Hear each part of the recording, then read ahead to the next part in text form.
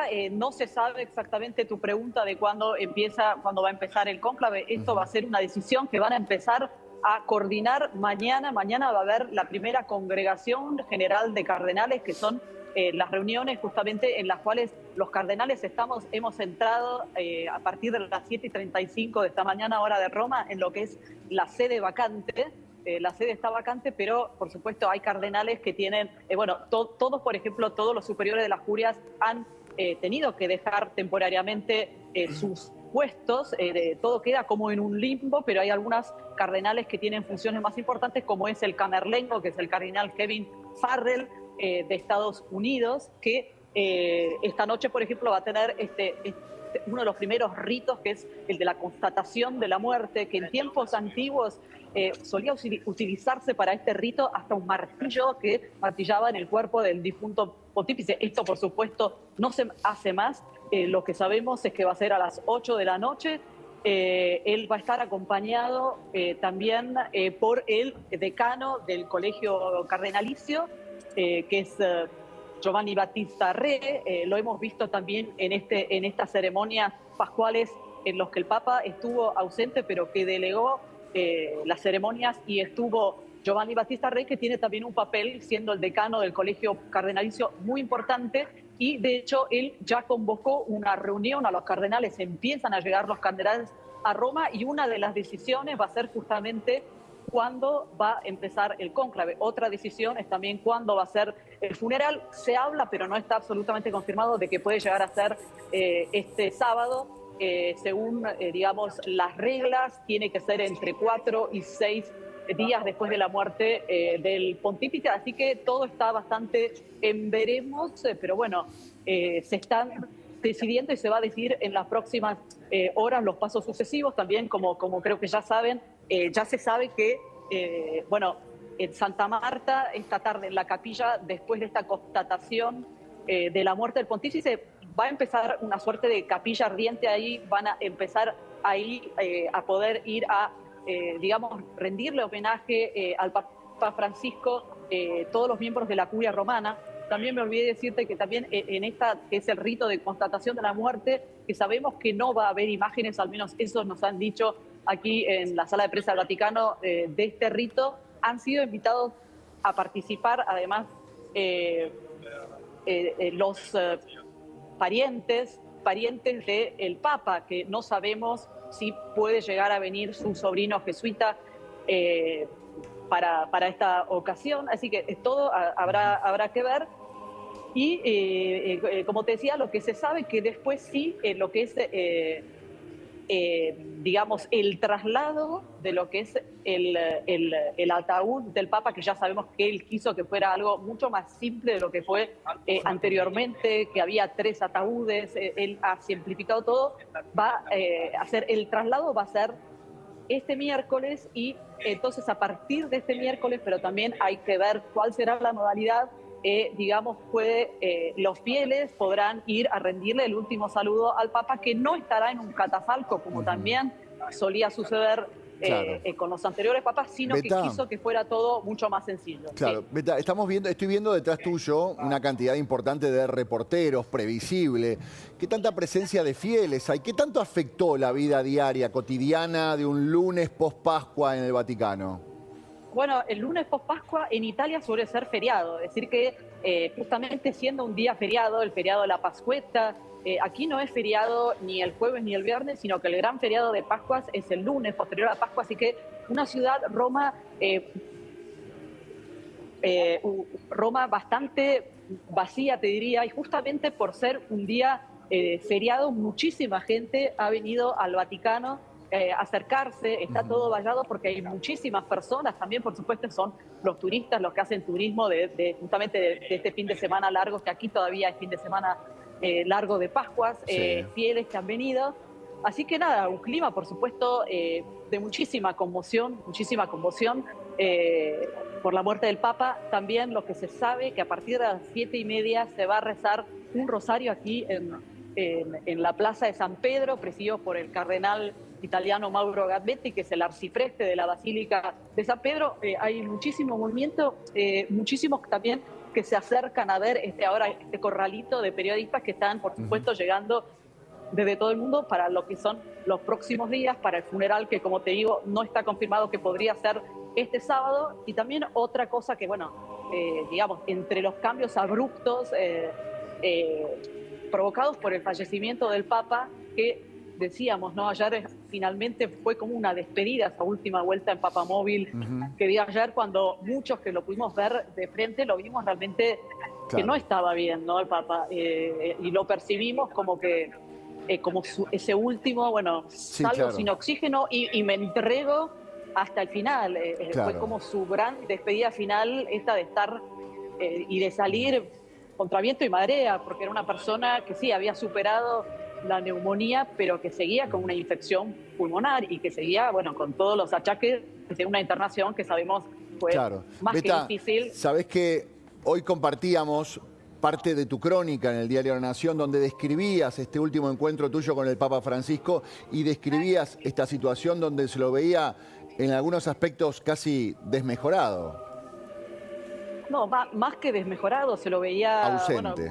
Bueno, ausente. Yo, como en otras ocasiones, sabiendo que él, sobre todo cuando está entre las grandes multitudes, en los viajes, él siempre estando en un estadio en Singapur, por ejemplo, o en Indonesia, de repente lograba en medio de la multitud periodista detectarte, porque él conectaba con la mirada y él ni siquiera tenía el rostro, digamos, mirando hacia adelante, ni siquiera saludaba un poco con la mano, no miraba para los costados. Cuando pasó aquí, muy cerca, porque dio una vuelta muy larga, no solo en la plaza, sino llegó hasta el principio de la Vía de las Conciliaciones, está la sala de prensa, salimos muchos, me subí a una especie de... y le grité, Padre Jorge, cosa que siempre hubiera, y no hubo ningún tipo de reacción. No, ningún tipo de reacción. Él tenía este rostro, yo creo que entendiendo que se estaba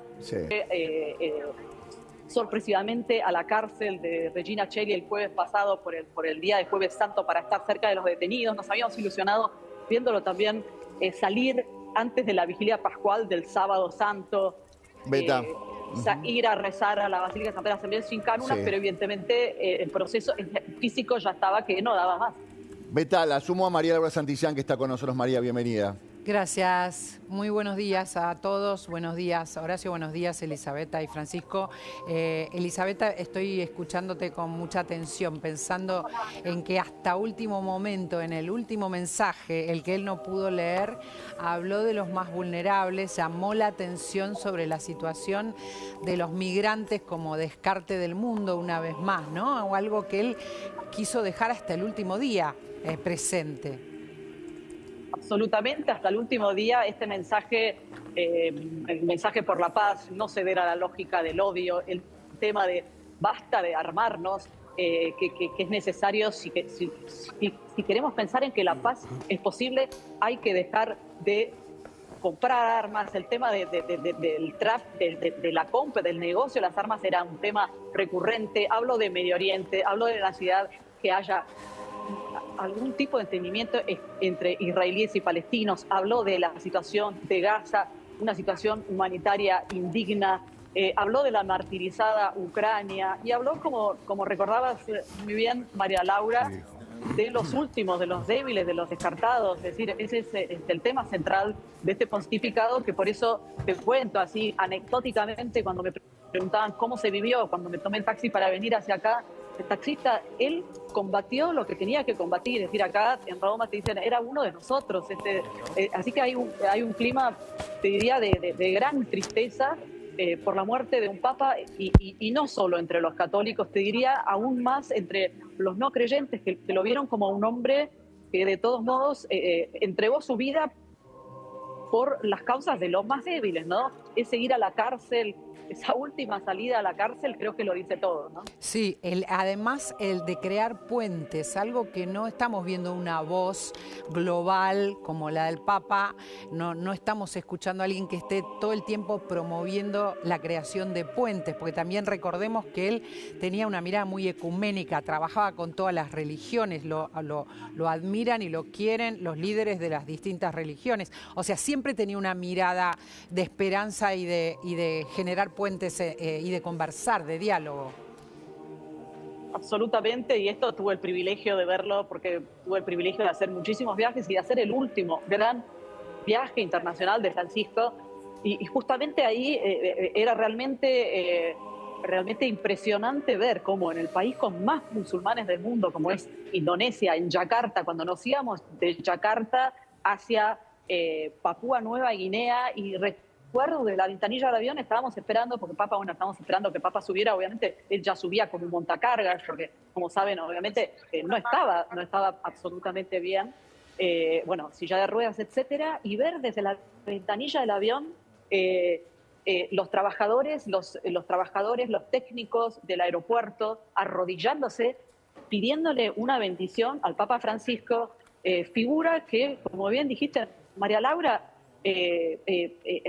más que respetada en países donde el catolicismo es una ínfima minoría, como Indonesia y como muchísimos otros países de esta periferia del este del planeta, al que el Papa quiso ir en su último gran viaje. Impresionante, como fue impresionante en Sri Lanka con los budistas y con todos países que de hecho también en ese sentido, cuando estaba internado, todos estos casi 2 meses, más de 2 meses, del 14 de febrero, hoy es 21 de abril, que hemos estado siguiendo este final de pontificado, era impresionante también ver cómo llegaban desde las comunidades judías, desde los budistas, sintoístas, hinduistas, que hacían saber hasta en China, confucianismo, que rezaban por este Papa, un Papa que acercó y quiso ser puente entre todas las religiones, más allá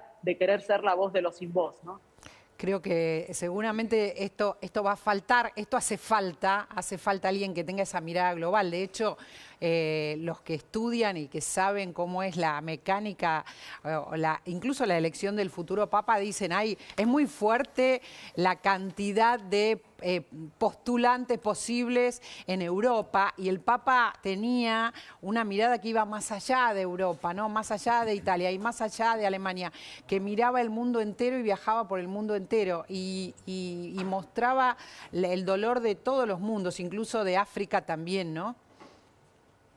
Sí, absolutamente, y creo que aunque era un Papa hijo de inmigrantes con origen italiano, que hablaba el dialecto piemontés, la diferencia justamente de la mirada del que venía de la periferia, como es la Argentina, la periferia, el Papa, recordarán cuando se asomó aquí, del fin del mundo, que tenía la mirada justamente no vaticanocéntrica ni eurocéntrica, que seguramente había en los pontificados anteriores. El primer Papa que viene del otro lado del Atlántico, del otro lado del océano, que, como te decía, más allá de su origen italiano, de inmigrante, de familia italiana, había vivido siempre en su Buenos Aires, a diferencia de otros papas, como por ejemplo, hablamos de Juan Pablo II. Juan Pablo II había estudiado en Roma, en el Angelicum. El Papa Francisco nunca estudió en Roma, es un jesuita que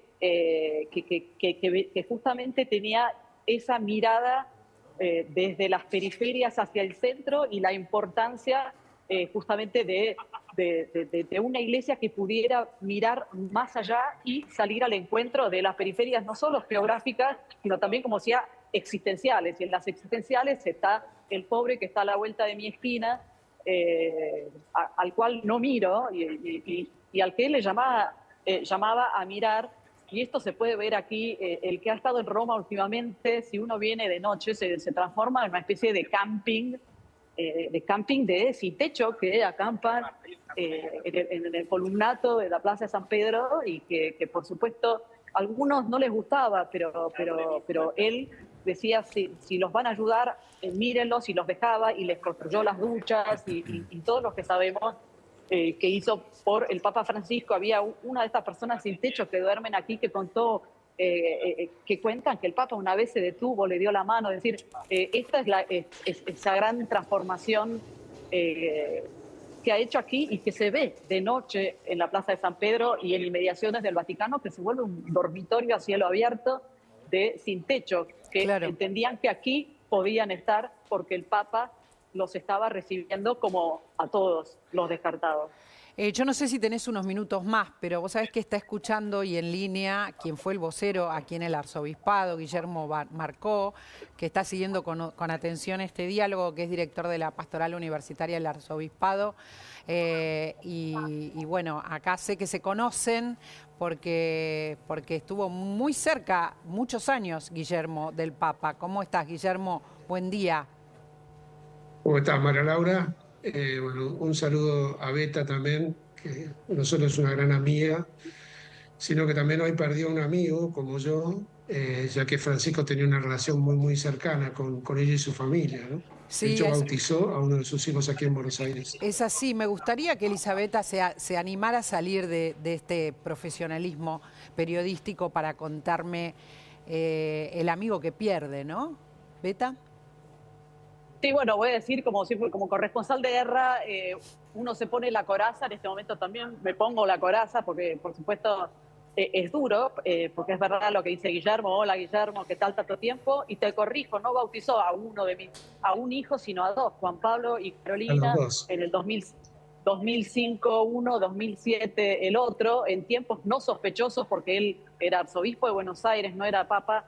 Y bueno, lo que les puedo decir, por supuesto, es que cuando él se vuelve papa, que uno dice, te siguió, bueno, él me llamó al día siguiente de ser electo papa, me siguió llamando en todas mis coberturas difíciles, siempre me estuvo siguiendo, es decir, cuando uno dice, si me preguntan, bueno, y después te siguió hasta el final, él, si hay alguien que siempre consideró la amistad algo más que importante, fue el Papa, y él lo demostró conmigo con una generosidad inmensa hasta el final de sus días. No voy a dar detalles porque siempre traté de ser discreta en esta relación, que también me ponía en una posición incómoda también en cuanto a mi trabajo de periodista, pero una cercanía siempre absoluta conmigo, mi marido y mis hijos hasta el final. Elisabetta, gracias, muchas gracias. Ahora vamos a hablar de la amistad de Jorge también con Guillermo, su vocero. Sé que tenés mucho trabajo y que vas a tener mucho trabajo además hoy, porque vemos mucha gente ahí en la Piazza San Pedro. Sí, absolutamente. Así que bueno, hablamos en otro momento. Sí. Un saludo muy fuerte a Guillermo, que seguramente está sufriendo este momento, pero creo que al menos lo que puedo decir es que estoy contenta de que él él quería morirse como papa, y así fue lo que Dios quiso, y hizo lo que Dios le pidió hasta último momento, y quiso estar cerca de su gente y despedirse. Lo notamos después, pero ayer fue una gran despedida la de él, y por eso, en ese sentido, estoy segura que, digamos, fue lo que él quiso y lo que Dios quiso. Él era un jesuita y, bueno, hacía lo que Dios quería. Seguramente Guillermo va a poder explicar mucho mejor que yo esto que yo puse en algunas palabras, pero él tiene todo la base teológica para explicarlo, y además el conocimiento de la persona para explicarlo mejor que yo. Gracias. Gracias.